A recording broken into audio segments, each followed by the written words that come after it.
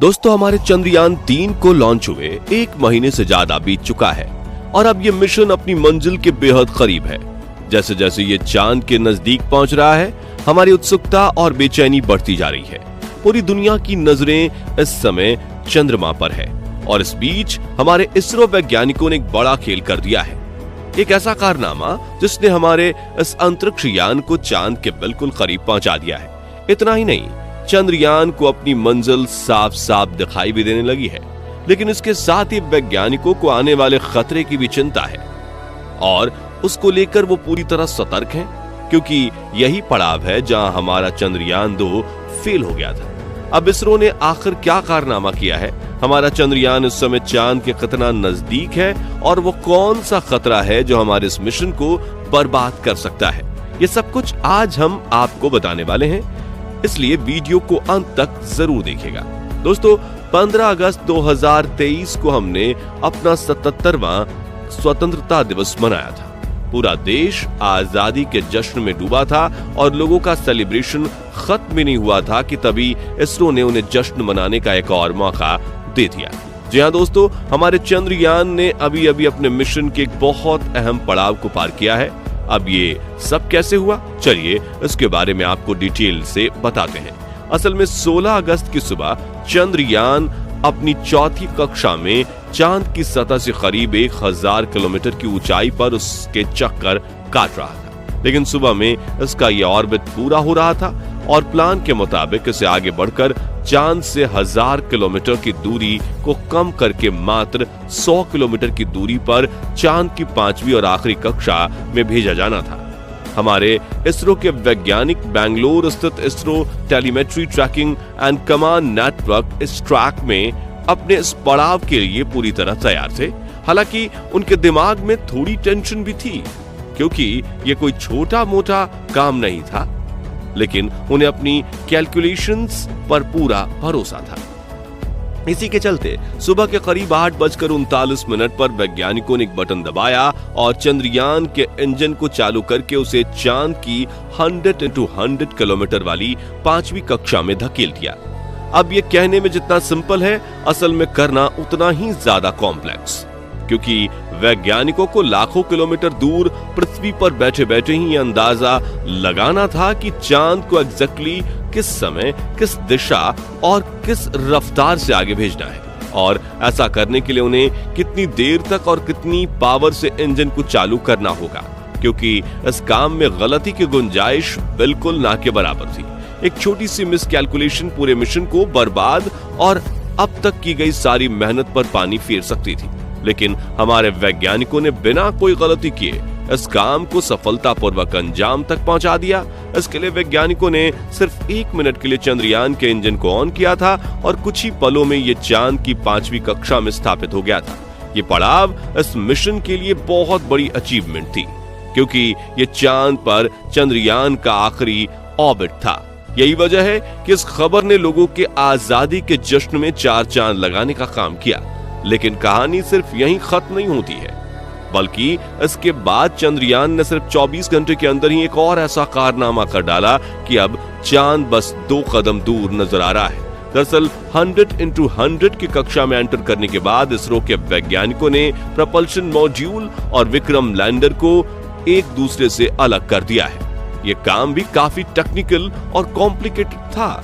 इसके लिए वैज्ञानिकों ने बिना इसकी गति में कोई छेड़छाड़ किए इन दोनों हिस्सों को जोड़ने वाले हुक्स को खोल दिया है। अब क्योंकि लैंडर और प्रोपल्शन मॉड्यूल दोनों ही की गति एक समान थी, इसलिए हुक खोलने के बाद भी एक दूसरे से एक झटके में अलग नहीं हुए। इसको स्मूथली बिना कोई नुकसान किए अंजाम देने के लिए वैज्ञानिकों ने लैंडर की स्पीड को थोड़ा सा बूस्ट किया।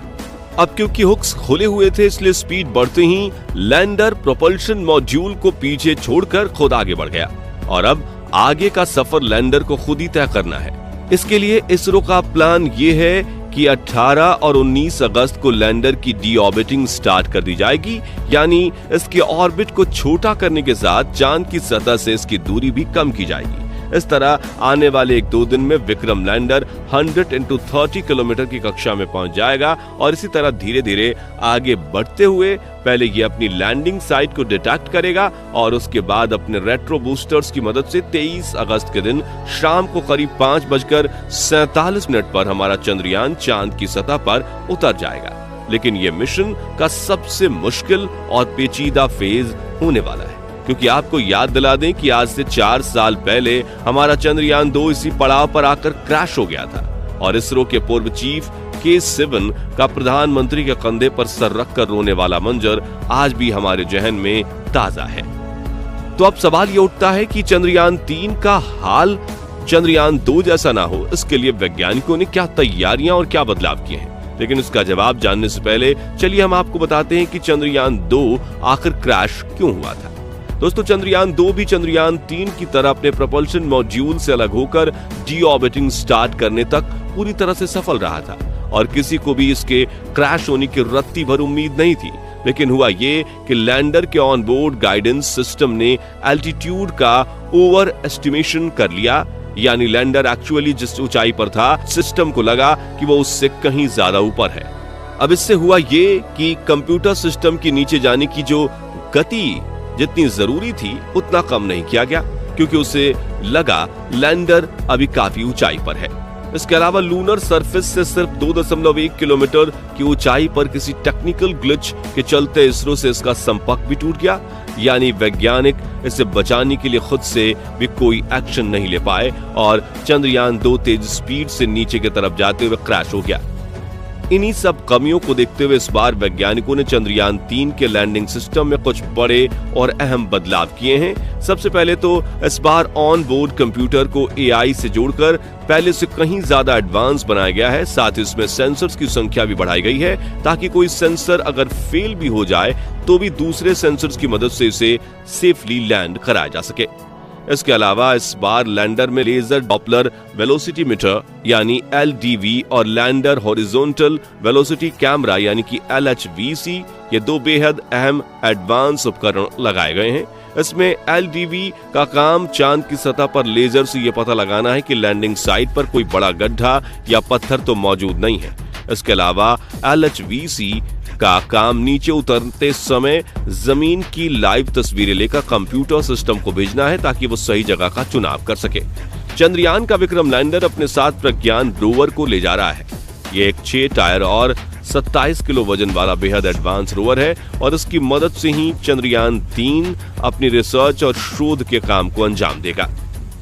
चंद्रयान 3 के लैंडर को कितना एडवांस बनाया गया है, इसका अंदाजा आप इसी से लगा सकते हैं कि अगर इसके सारे सिस्टम भी फेल हो जाएं तब भी ये सॉफ्ट लैंडिंग करने में सफल होगा, क्योंकि अभी कुछ दिन पहले इसरो के चीफ S सोमनाथ ने एक इवेंट के दौरान ये कहा था। ये सारी चीजें और सब बातें समझने के बाद हमें इस बात का पूरा यकीन है कि 23 अगस्त के दिन शाम को करीब 5:45 बजे हमारा चंद्रयान 3 चांद के दक्षिणी ध्रुव इलाके में जरूर लैंड करेगा और हमारे भारत का झंडा सिर्फ देश विदेश ही नहीं बल्कि चांद पर भी लहराता रहेगा। वैसे आपको क्या लगता है, हमारा चंद्रयान 3 इस बार कामयाब होगा या नहीं?